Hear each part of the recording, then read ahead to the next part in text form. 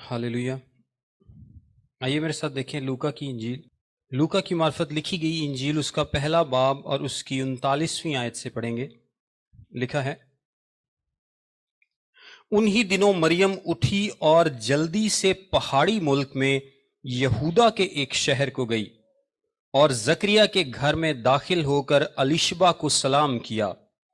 और जो ही अलीशबा ने मरियम का सलाम सुना तो ऐसा हुआ कि बच्चा उसके रहम में उछल पड़ा और अलीशबा रूहुल कुद्स से भर गई और बुलंद आवाज से पुकार कर कहने लगी कि तू औरतों में मुबारक और तेरे रहम का फल मुबारक है।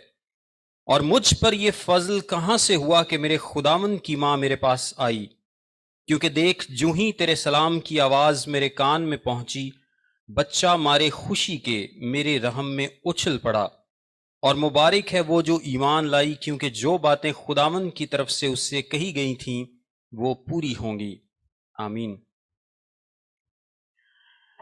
आज हम मुकद्दसा मरियम और अलीशबा की मुलाकात और इसके बाद थोड़े से वाकयात होने के बारे में सीखेंगे। हमने पिछली क्लास में देखा कि किस तरह से एक फरिश्ता मरियम के पास आता है और उसे पैगाम देता है, यानी मुकद्दसा मरियम को इलाही पैगाम दिया जाता है कि किस तरह से वो एक बच्चे को जन्म देगी। और ये पैदाइश कौन सी पैदाइश होगी? ये एक कुंवारी से होने वाली पैदाइश होगी, एक कुंवारी पैदाइश होगी।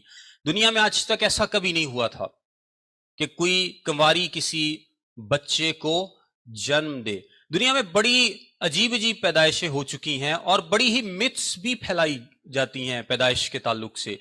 और अगर आप बहुत ही कॉम्प्लेक्स किस्म की पैदाइशें भी देखें तो 2 बच्चे, 3 बच्चे, 4 बच्चे, 8 बच्चे, 10 बच्चे, और शायद इससे ज्यादा भी सुना है कि एक एक वक्त में इतनी इतनी पैदाइशें हुई। लेकिन कोई भी पैदाइश सुपर नेचुरल पैदाइश जो है वो नहीं है। कोई भी पैदाइश सुपर नेचुरल पैदाइश नहीं है।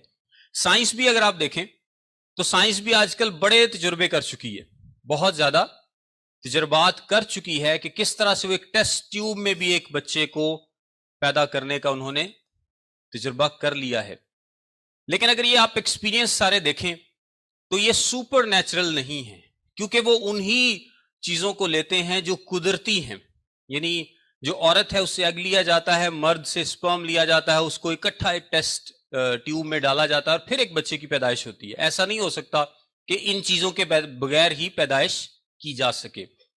और एक ऐसी भी पैदाइश है, मैं उसका जिक्र आपसे करता चलूं, कि जिसमें जो मेल है या मर्द है उसको इन्वॉल्व किए बगैर किसी बच्चे को पैदा किया जा सके। जानवरों में कुछ इसके ट्रायल्स हुए हैं, लेकिन इंसानों में कभी ये ट्रायल नहीं किया जा सका कि औरत खुद ही से किसी प्रोसेस के तहत किसी बच्चे को जन्म दे सके। और अगर कभी ऐसा हो भी जाए तो आप देखते हैं कि औरत में XX क्रोमोसोम्स होते हैं और Y क्रोमोसोम्स, यानी जो मर्द होगा या औरत होगी, ये कहां से आता है? ये मर्द से आता है।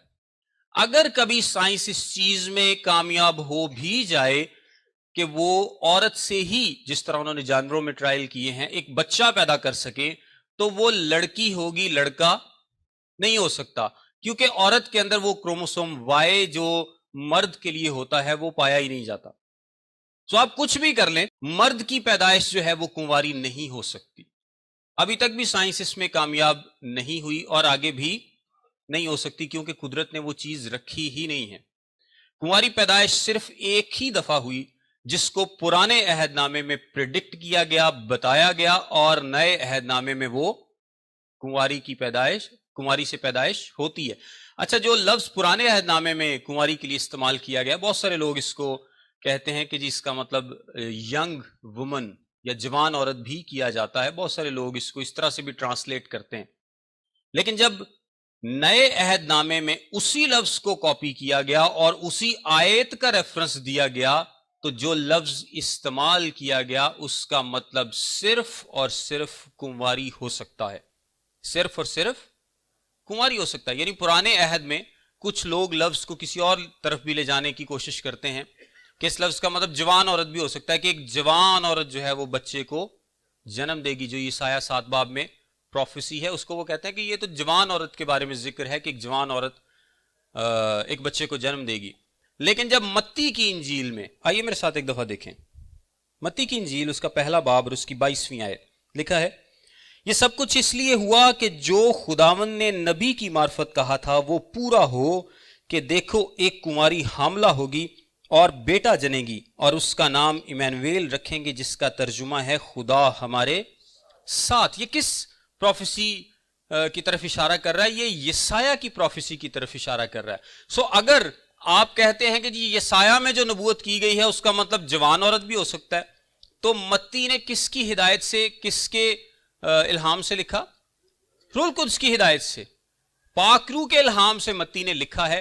سو پاک روح نے یہاں پر تو کوئی اس کو غلط اس کی تشریح نہیں کروائی نا، متی نے تشریح کی ہے نا اس جملے کی، متی نے اس کی تشریح کی ہے. اور وہ تشریح میں جو لفظ استعمال کرتا ہے اس کا مطلب ہے ایسی عورت جس کا کبھی کسی مرد کے ساتھ تعلق نہ رہا ہو، ایسی عورت جس کا کبھی کسی مرد کے ساتھ تعلق نہ رہا ہو. سو کنواری پیدائش کیوں؟ کنواری پیدائش پر میں اس لیے زور دے رہا ہوں کیونکہ یہ ہمارے ایمان کی بنیاد ہے. اگر یسوع مسیح کی پیدائش ایک کنواری عورت سے نہیں ہوئی تو پھر کرسچینٹی بیس لیس بن جاتی ہے، اس کی کوئی بنیاد نہیں ہے، پھر یسوع مسیح خدا بھی نہیں ہے. کیوں؟ کیونکہ اگر وہ کسی مرد کے سبب سے ہی پیدا ہوا ہے تو پھر اس کا مطلب ہے مرد اور عورت کے ملاپ سے تو سارے پیدا ہوتے ہیں، تو پھر یسوع میں فرق کہاں رہا؟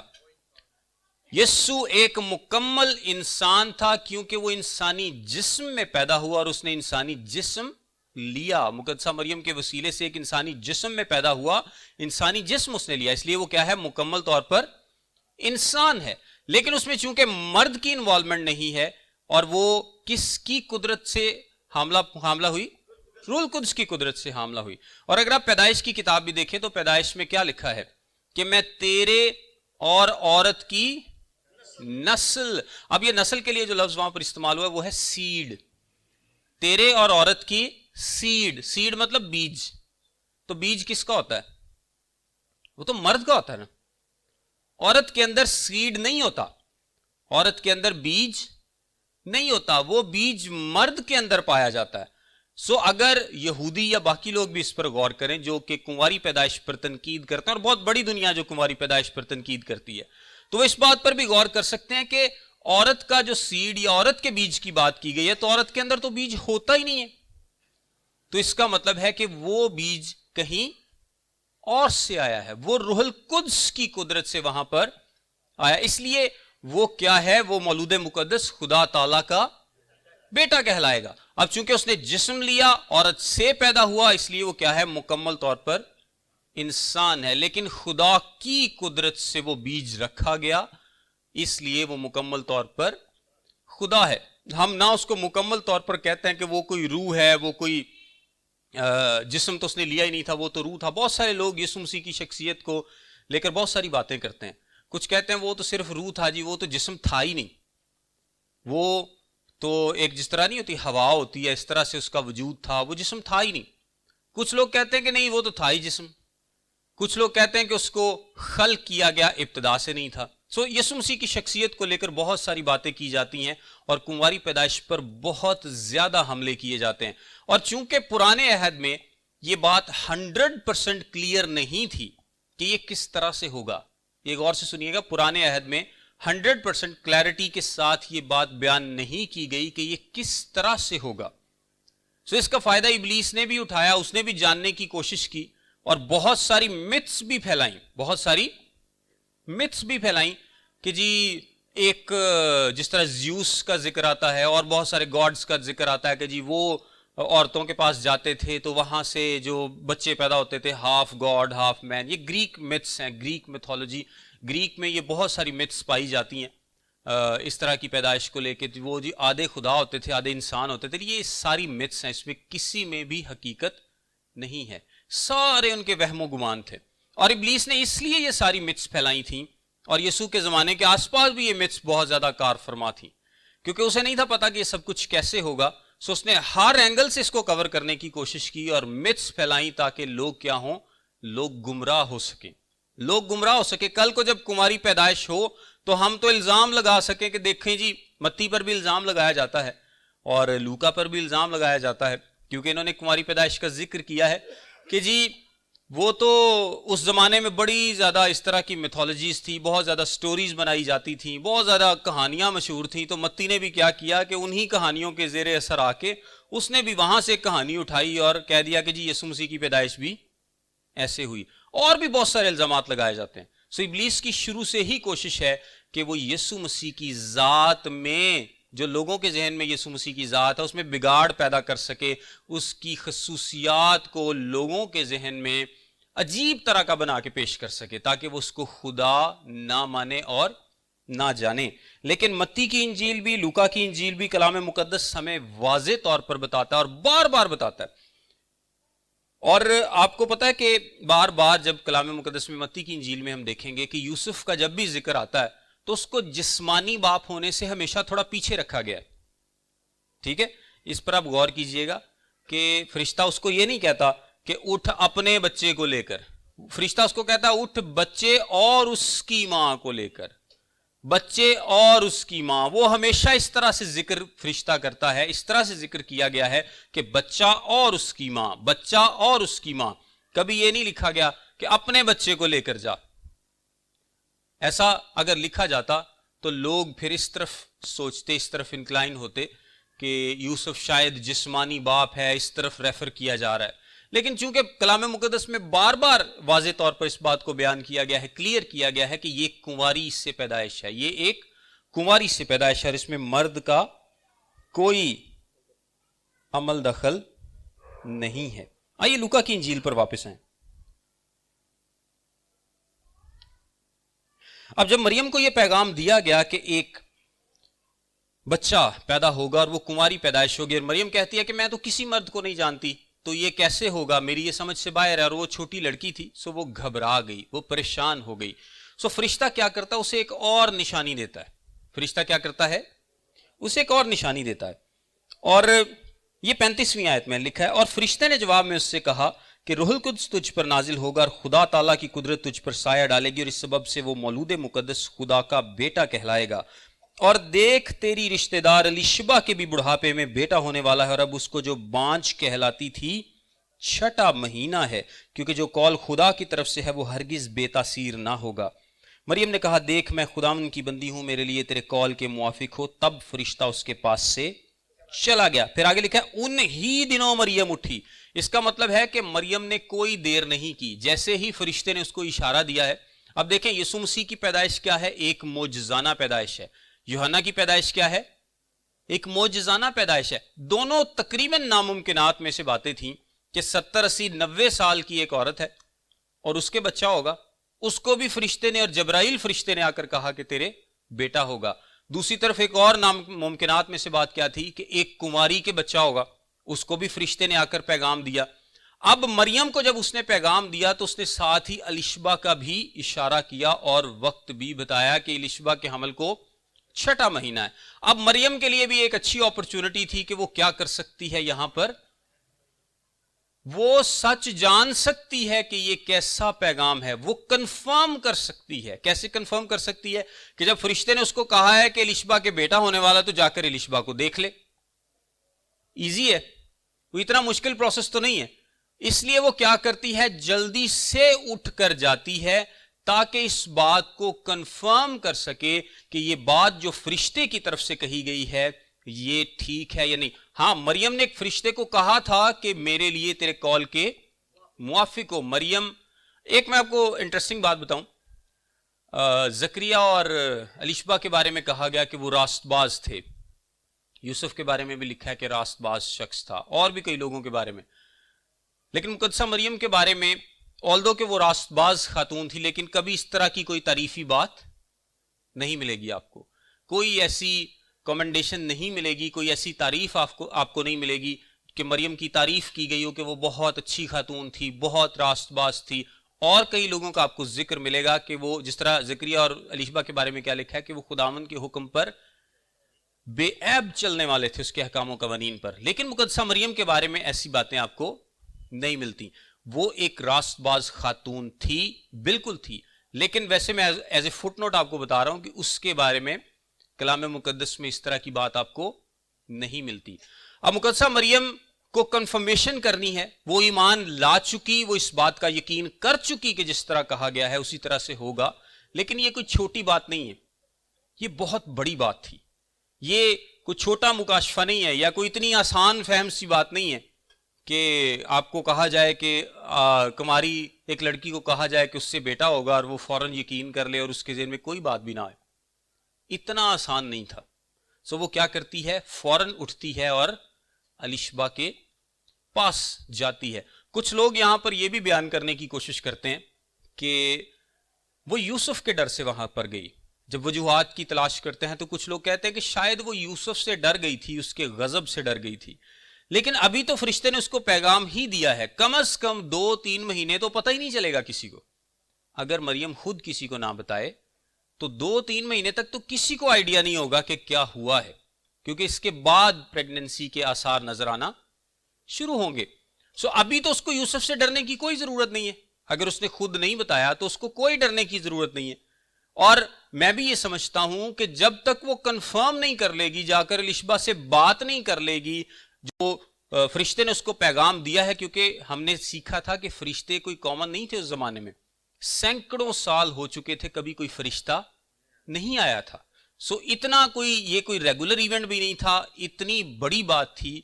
وہ کنفرم کرنے کے لیے وہاں پر جاتی ہے. اور وہ میں نہیں سمجھتا کہ یوسف کے ڈر سے جاتی، کیونکہ یوسف کو شاید ابھی تک اس بات کی خبر نہ تھی، بنتی بھی نہیں ہے. پہلے وہ کنفرم کر لے گی کہ سارا کچھ ہاں اسی طرح ہے. آلدو وہ ایمان رکھتی ہے، ہم یہ نہیں کہتے کہ مقدسہ مریم ایمان نہیں رکھتی، لیکن انسان ہوتے ہوئے آپ کو پتا ہے کہ ہم چیزوں کو کنفرم کر لیتے ہیں ون وے اور دی ادر. سو وہ الشبا کے پاس جاتی ہے اور اس سے ملاقات کرتی ہے. الشبا کے پاس جاتی ہے اور اس سے ملاقات کرتی ہے. اور جاتے ہی کیا ہوتا ہے؟ جب وہ اس کو سلام کرتی ہے تو بچہ روح القدس سے معمور ہو جاتا ہے. سب سے پہلی اس کو کنفرمیشن وہاں پر ہی مل گئی جب اس کو پتا چلا کہ جو فرشتے نے بات مجھے الشبا کے تعلق سے بتائی تھی وہ کیا تھی؟ سچ تھی. کیونکہ الشبا نے تو چھپائے رکھا تھا، اس نے تو بتایا ہی کسی کو نہیں تھا، اس نے نہیں بتایا. اور ایسا تو دور نہیں تھا کہ اس نے کوئی میسج کر دیا ہو مریم کو یا ویسے بتا دیا ہو. مقدسہ مریم کہاں پر ہے؟ ناصرت میں. اور الشبا کہاں پر ہے؟ یہودیہ میں، یروشلیم کے نزدیک ایک علاقے میں. اور یروشلیم سے گلیل کا سفر کتنا ہے؟ تقریباً 150 کلومیٹر. اتنی دور تھی. اور 150 کلومیٹر دور سفر کر کے مریم وہاں پر پہنچی ہے. کم از کم 3-4-5 دن اس کو وہاں پر جانے میں لگے ہوں گے. اور ایک اور بات ہے کہ جو جوان لڑکیاں تھیں ان کو اجازت نہیں تھی گھر سے اکیلے جانے کے لیے. ایسا نہیں تھا کہ ایک 12-13 سال کی لڑکی کہے کہ میں اتنی دور جا رہی ہوں، اتنے دنوں کا سفر ہے، تو اس کو اکیلے کسی نے جانے دیا ہو. میں بھی وہ اکیلی گئی ہو، لیکن یہ بھی ہو سکتا ہے کہ اس کے ساتھ کوئی اور بھی گیا ہو. سو وہ الشبا سے ملاقات کرتی ہے اور الشبا کی ملاقات اس کو اس چیز سے کنفرم کر دیتی ہے کہ اگر الشبا کی اس عمر میں بیٹا ہو سکتا ہے جیسا کہ فرشتے نے بولا، تو جو فرشتے نے مجھے بولا وہ بھی ویسا ہی ہوگا. دونوں کو اس نے، وہ کہتے ہیں نا ڈاٹس کو کنیکٹ کرنا، تو ڈاٹس کو کیسے کنیکٹ کیا کہ جب اس کو پتا چلا کہ الشبا، فرشتے نے مجھے بتایا تھا کہ الشبا 6 ماہ کی حاملہ ہے، تو جب اس نے جا کے دیکھا کہ وہ واقعی 6 ماہ کی حاملہ ہے، تو اس کا کیا مطلب ہے کہ اگر فرشتے کی یہ بات سچ ہے تو فرشتے کی یہ بات جس نے مجھے کی ہے یہ بھی کیا ہے؟ سچ ہے. یہ بھی کیا ہے؟ سچ ہے. اور یہ بالکل ایسے ہی ہوگا. اب یہاں پر ایک لفظ لکھا ہے رشتے دار. آپ نے غور کیا اس پہ؟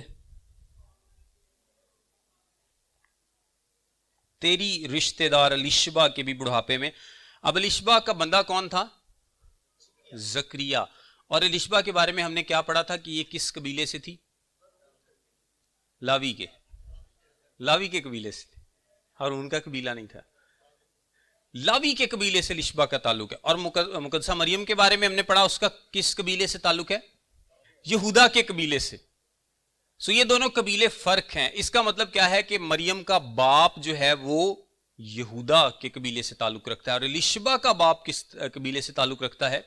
لاوی کے. سو ہمارے پاس کیا بچتا ہے؟ ہمارے پاس یہی چانس بچتا ہے کہ یہ دونوں آپس میں ماں کی طرف سے رشتہ دار تھے، کیونکہ جو قبیلہ ہے وہ کہاں سے گنا جاتا تھا؟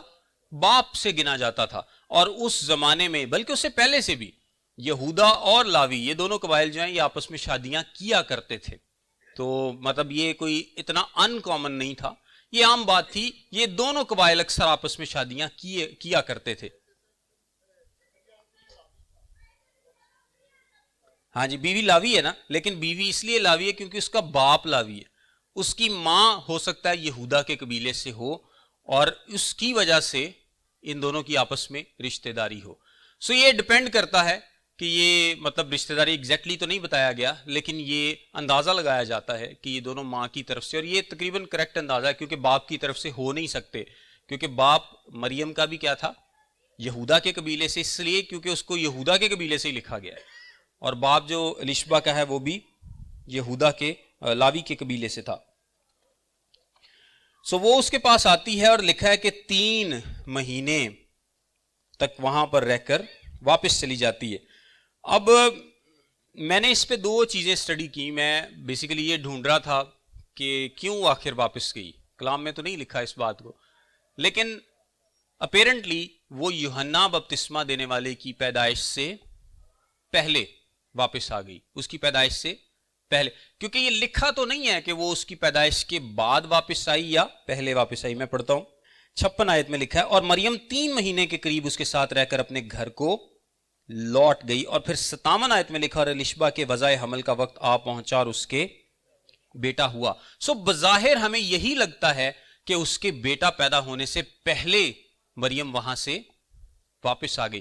اب 3 مہینے ہو چکے ہیں، اب ہلکے پھلکے آثار جو ہیں وہ نظر آنا پریگننسی کے شروع ہو گئے ہوں گے، ہلکے پھلکے. سو 2 وجوہات ہیں جو یہاں پر بیان کی جاتی ہیں. پہلی وجہ یہ کہ مریم اپنے آپ کو ناپاک نہیں کرنا چاہتی تھی. کیونکہ جو اس کے پیٹ میں تھا وہ خدا کا بیٹا تھا. اور اگر الیشبا یوحنا کی پیدائش کے وقت وہ وہاں پر موجود ہوتی تو چونکہ پیدائش کی وجہ سے عورتیں ناپاک ہوتی ہیں چند دن کے لیے، تو مریم بھی کسی نہ کسی طریقے سے وہاں پر اس کے ساتھ انوالو ہوتی. سو کچھ لوگ کہتے ہیں کہ وہ اپنے آپ کو ناپاک نہیں کرنا چاہتی تھی، اس لیے وہ وہاں سے اس سے پہلے واپس آ گئی.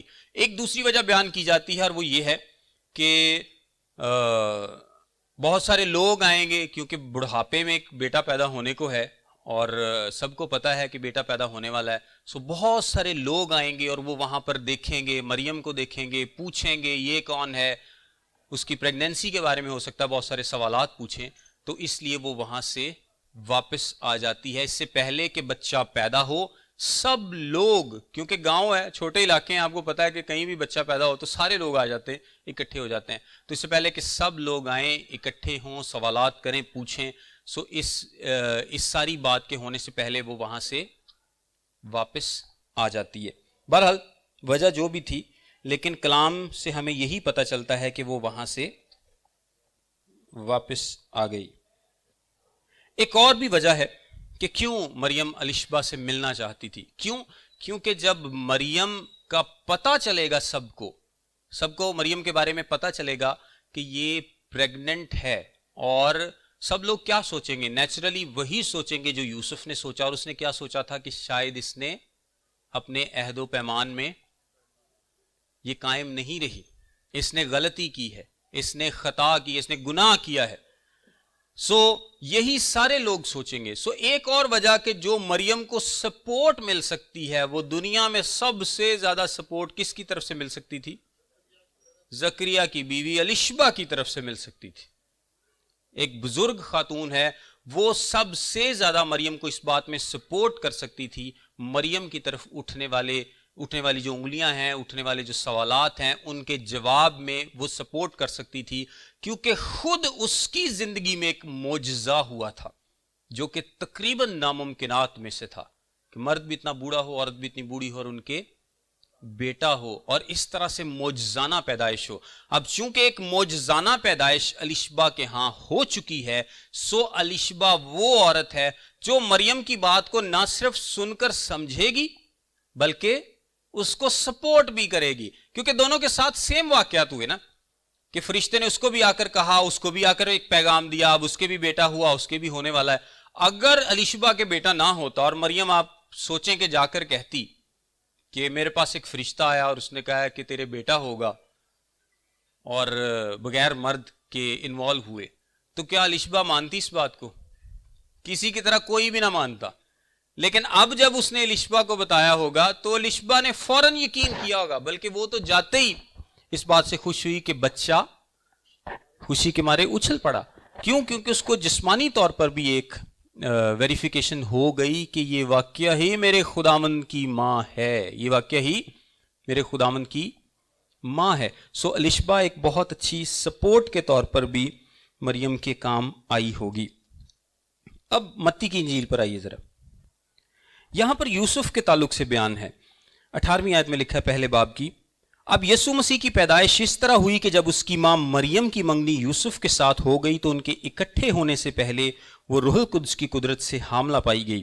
پس اس کے شوہر یوسف نے جو راست باز تھا اور اسے بدنام کرنا نہیں چاہتا تھا، اسے چپکے سے چھوڑ دینے کا ارادہ کیا. وہ ان باتوں کو سوچ ہی رہا تھا کہ خداوند کے فرشتے نے اسے خواب میں دکھائی دے کر کہا، اے یوسف ابن داؤد، اپنی بیوی مریم کو اپنے ہاں لے آنے سے نہ ڈر، کیونکہ جو اس کے پیٹ میں ہے وہ روح القدس کی قدرت سے ہے. اس کے بیٹا ہوگا اور تو اس کا نام یسوع رکھنا، کیونکہ وہی اپنے لوگوں کو ان کے گناہوں سے نجات دے گا. اب خداوند کی قدرت جو ہے وہ کار فرما ہے، خدا ہی مریم کو بے گناہ ثابت کرے گا. اور اب چونکہ اس کی نسبت یوسف سے ہو چکی ہے، منگنی ہو چکی ہے، جو کہ ایک طرح سے شادی کا درجہ رکھتی تھی، اور ہم نے دیکھا تھا کہ یا تو طلاق یا موت ہی اس کو ختم کر سکتی تھی.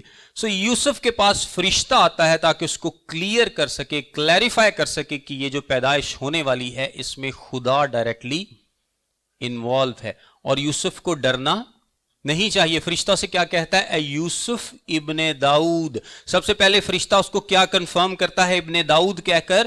کہ وہ داؤد کی نسل میں سے ہے. ریکارڈز میں غلطی ہو سکتی ہے لیکن خدا کے ریکارڈ میں کوئی غلطی نہیں ہوتی. اور اگر جبرائیل فرشتہ اس کو کہہ رہا نا کہ ابن داؤد، تو اس کا کیا مطلب ہے؟ کہ وہ واقعی ہی ابن داؤد تھا، وہ داؤد کی نسل سے تھا. اور فرشتہ اس کو خواب میں دکھائی دے کر کہتا ہے کہ اس کو اپنے ہاں لے آنے سے نہ ڈر. آپ جانتے ہیں کہ یوسف ایک راست باز شخص ہے، اور ہم نے اس بات پر غور کیا تھا کہ اس کے پاس دو آپشنز تھے. یا تو وہ شریعت کے مطابق سنسار ہونے کے لیے اپنی بیوی کو دے دیتا، اس پر مقدمہ چلاتا اور کہتا کہ اس نے بے وفائی کی ہے، اور دوسرا اس کے پاس راستہ یہ تھا جو کہ یہودی لوگوں نے نکال رکھا تھا، شریعت میں اس کی سزا موت ہی ہے اگر کوئی عورت ایسے کرے تو. لیکن دوسرا راستہ جو یہودیوں نے خود نکال رکھا تھا کہ طلاق لکھ کر دے دو، چپکے سے چھوڑ دو. سو اس نے دوسرا راستہ اختیار کیا. کیوں؟ کیونکہ وہ مریم سے محبت کرتا تھا اور وہ اسے بدنام کرنا نہیں چاہتا تھا. یہی کلام کہتا ہے نا، وہ اسے محبت کرتا ہے، وہ اسے چاہتا ہے، اور وہ لیکن شادی بھی نہیں کر سکتا. اب کیوں؟ کیونکہ وہ کہتا ہے کہ جی اس نے بے وفائی کی ہے. سو میں محبت تو کرتا ہوں اس سے، لیکن میں اس سے شادی نہیں کروں گا، میں اسے چھوڑ دوں گا. یہی ہو سکتا ہے. لیکن فرشتہ اسے کہتا ہے کہ تو نہ ڈر. اور آپ سوچیں کہ جس رات اب یوسف پریشان ہے، ان باتوں کو لے کر سوچ رہا ہے، وہ اپنے بستر پر، شاید اس کو نیند نہ آتی ہو، لیکن جب نیند آ گئی تو سو گیا، اور خواب میں اس کو فرشتہ دکھائی دیا. تو جب فرشتہ نے یہ باتیں کہی ہوں گی تو کتنا اس کو ذہنی سکون آیا ہوگا، کتنا زیادہ وہ ریلیکس ہو چکا ہوگا فرشتے کی یہ بات سن کے کہ میں جو سوچ رہا تھا ویسا نہیں ہے، بلکہ میں تو ایسے بچے کی پرورش کرنے والا ہوں جسمانی طور پر جو خدا کا بیٹا ہوگا، خدا کا بیٹا ہے. ایسے بچے کی پرورش کرنے کا اعزاز یوسف کو ملا. آلدو یوسف کے بارے میں ہم زیادہ نہیں جانتے، کلام مقدس میں بہت زیادہ اس کے بارے میں نہیں لکھا، لیکن پروبیبلی جب خدا یسوع مسیح کی صلیبی موت ہوئی تو تب تک یوسف کی ڈیتھ ہو چکی تھی. ہمیں ریزنز نہیں پتا، ہمیں نہیں پتا کہ وجوہات کیا ہیں، لیکن اس وقت یوسف موجود نہیں تھا، کیونکہ یسوع مسیح کی خدمت میں، اس کی صلیبی موت میں، اس کے جی اٹھنے میں اور اس کے آسمان پر جانے تک اور اس کے بعد بھی यूसुफ का बाद में जिक्र नहीं आता। जहां पर यीशु के भाइयों का जिक्र किया गया है लेकिन यूसुफ का जिक्र नहीं किया गया। और वो कहता है ये सब कुछ इसलिए हुआ कि जो खुदावंद ने नबी की मार्फत कहा था वो पूरा हो के देखो, एक कुंवारी हामला होगी और बेटा जनेगी और उसका नाम इमैनुएल रखेंगे, जिसका तर्जुमा है खुदा हमारे साथ। अब इमैनुएल का बहुत सारे लोग ये सवाल करते हैं कि जिसका नाम इमैनुएल क्यों नहीं रखा गया। तो ये बेसिकली टाइटल है जो रिप्रेजेंट करता है इमैनुएल, एल खुदा से, और इमैनु का मतलब है, बताएं, साथ, खुदा हमारे साथ। यानी वो बच्चा जो पैदा होने वाला है ये उसकी सिफ्त है, ये उसकी खुसूसियत है, ये उसकी जात को रिप्रेजेंट करता है ये नाम, कि खुदा खुद इस दुनिया में आन मौजूद होगा, खुदा खुद मौजूद होगा, वो हमारे साथ होगा, वो हमारे साथ रहेगा और हम खुदा को इंसानों के बीच में चलते और फिरते देख सकेंगे। अब इसके बाद लिखा है, पस यूसुफ ने नींद से जागकर वैसा ही किया जैसा खुदा के फरिश्ते ने उसे हुक्म दिया था, और अपनी बीवी को अपने यहां ले आया और उसको ना जाना जब तक उसके बेटा ना हो, और उसका नाम यीशु रखा। अगर आप ग्रीक कॉन्टेक्स्ट को यहां पर देखें तो जो लिखा है कि उसको ना जाना, इसका मतलब है कि वो उसको ना जानता था या उसके पास नहीं जाता था जब तक यीशु पैदा नहीं हुआ।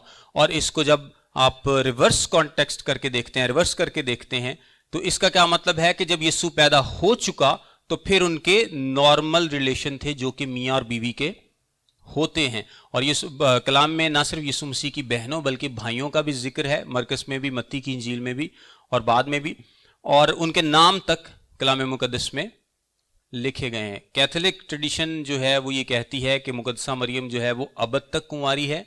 प्रोटेस्टेंट ट्रेडिशन ऐसे नहीं है, बल्कि प्रोटेस्टेंट ट्रेडिशन ये है, बल्कि मैं कहता हूं कि कलाम की बात यह है कि मुकद्दसा मरियम से बाद में और बच्चे पैदा हुए जिनके कलाम मुकद्दस में नाम तक लिखे गए हैं। कैथोलिक्स ये भी कहते हैं कि मुकद्दसा मरियम को जिंदा आसमान पर उठाया गया था, लेकिन कलाम कहीं पर भी इस बात की तस्दीक नहीं करता। और मैंने शुरू में एक बात की थी कि कलाम में ये तक नहीं लिखा कि वो बड़ी रास्तबाज खातून थी, ऑल्दो कि वो रास्तबाज थी लेकिन नहीं लिखा। अगर सोचे कि लिखा होता तो पता नहीं वो क्या से क्या यहां पर बना लेते। क्यों?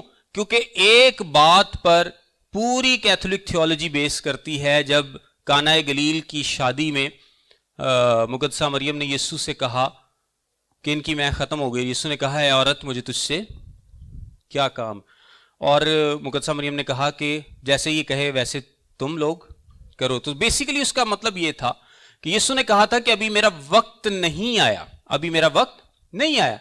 तो मुकद्दसा मरियम ने क्या किया? अपने आप को सबमिट किया इस बात पर। गौर से समझिएगा, अपने आप को सबमिट किया, ताबे किया। यानी जब भी उनके घर में कोई मसला होता होगा, और आप देखें कि यूसुफ और मरियम के लिए यीशु जैसे बच्चे की परवरिश इतनी आसान नहीं थी, जो कभी गलती नहीं करता। और जो आप में से पेरेंट्स हैं वो सोच के देखें कि आपका बच्चा ऐसा हो कि जिसने कभी कोई गलती नहीं की, जो परफेक्ट है। तो इतना आसान नहीं है आपके लिए, क्योंकि हमेशा आप ही गलत होंगे, वो कभी गलत नहीं होगा। सो ये पेरेंटिंग भी इतनी आसान नहीं है जिसमें आपका बच्चा कभी गलत नहीं है, वो हमेशा ठीक है। सो जब भी घर में कोई मसला आता होगा तो मुकद्दसा मरियम किसके पास जाती होगी? यीशु मसीह के पास, उसके पास, कि वो बताए कि क्या करना है, इसका क्या हल है। तो यही किया उसने अब भी, कि जब उनकी मैं खत्म होती है तो वो यीशु के पास जाती है और कहती है कि उनकी मैं खत्म हो गई। यानी जो रूटीन में वो करती होगी वही उसने अब भी किया। और यीशु ने कहा कि अभी मेरा वक्त नहीं आया। सो उसने मुलाजमों को कहा जो ये तुमसे कहे वो करो। मतलब कि खुद भी सबमिट किया और यीशु को कहा कि जो तू करना चाहता है वो तू कर। हम सब वो मानने को तैयार हैं। यही इसकी तशरीह है, यही इसकी तफसीर है। लेकिन उन्होंने इस तफसीर को इस तरह से घुमा दिया कि मुकद्दसा मरियम ने शायद कोई हुक्म दिया है कि जो मैं कह रही हूं वो तुम करो, और इस पर पूरी थियोलॉजी एक बेस कर ली कि मुकद्दसा मरियम से हम दुआ करें, और जो भी यीशु को वो कहेगी तो यीशु को वो बात माननी पड़ेगी। खुदावंद आप सबको बरकत दे।